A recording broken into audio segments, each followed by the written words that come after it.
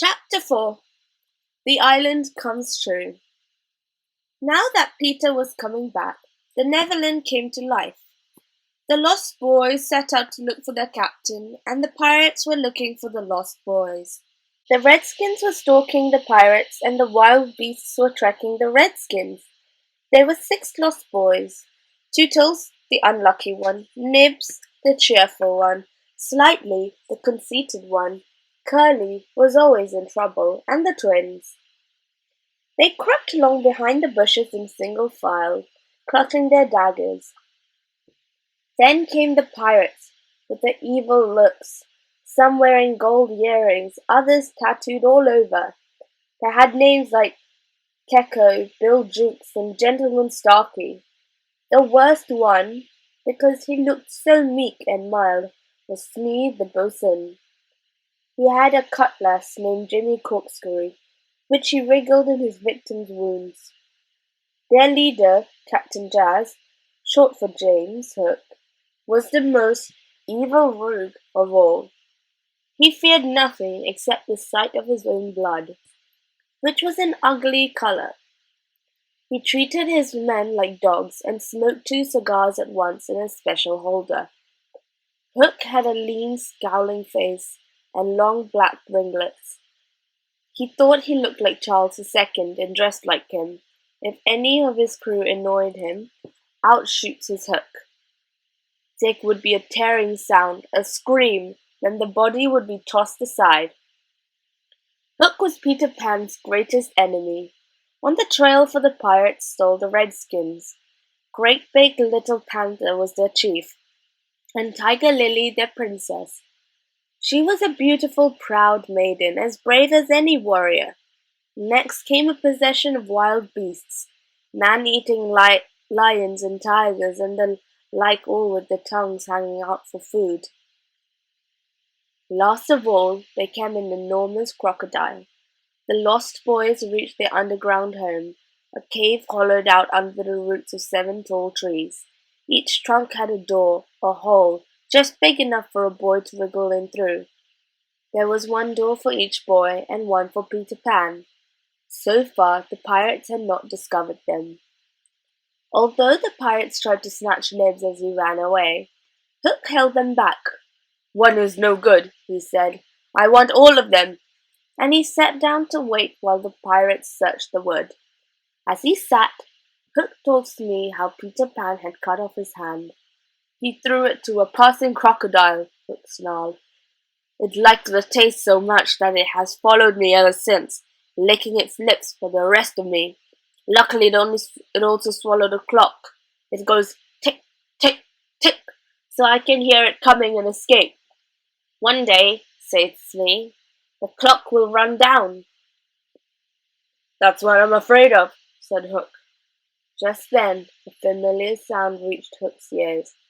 Tick, tick, tick, tick. It was the crocodile. Hook and Smee dashed away, and the boys came out of hiding. Nibs rushed back, pointing up at the sky. Something like a great white bird was floating their way. They didn't know what it was actually. It was actually Wendy in her nightie. Tinkerbell was flying all around her, pinching her. Wendy was moaning, "Poor Wendy," to herself. "Peter wants you to shoot the Wendy bird," Tink called down to the boys. The boys always did what Peter wanted, so they hurried away to their bows and arrows. Tootles was the first back. "Quick, Tootles, quick!" Tink screamed. "Peter will be so pleased!" Tootles fitted an arrow to his bow and fired. Wendy fluttered to the ground, the arrow in her heart. Chapter 5. The Little House and the Home Underground.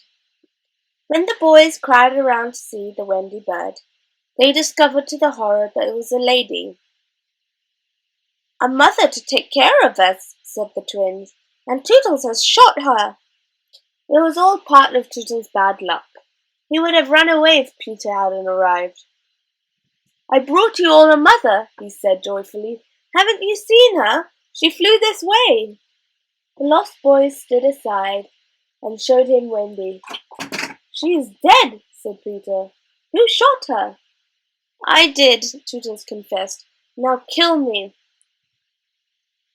Peter was raising the arrow to strike when Ned shouted, "The Wendy lady moved her arms!" "Poor Tootles!" Wendy moaned. "She's alive!" Peter cried. He knelt down and saw that the acorn button she had given her had stopped the arrow and saved her life. "Listen to Tink," said Curly. "She's crying because Wendy's not dead." When the boys told Peter what Tinker Bell had done, Peter was furious. "I'm no longer your friend, Tinker Bell," he said. "Go away forever." Wendy moved her arm again. "Well," said Peter, "go away for a week then." Tinker Bell wasn't the least bit grateful to Wendy. She just flew away as cross as two sticks. The Lost Boys didn't know what they should do for Wendy. They couldn't carry her down into the cave. "I know," said Peter. "We'll build a little house all around her." The boys rushed off to fetch branches, bedding, and firewood, and Michael and Joan helped. Bit by bit the house was built, with a green moss carpet, red walls, and a door and windows. At last all it needed was a chimney. Peter knocked the top out of John's Sunday hat and fitted it on the roof. It began to smoke at once. "This is your own little house," said Peter. "And we are your children," said the Lost Boys. The cave where Peter and the boys lived was one enormous room. There was a huge bed slung across the room, which was let down at night. The Lost Boys slept in it like sardines in a tin. Tinker Bell had her own tiny room, elegantly furnished with a couch and a dressing table and a mirror. There was even a crystal chandelier. Wendy did all the cooking for the boys. They ate island food, roast pig, breadfruit, and bananas.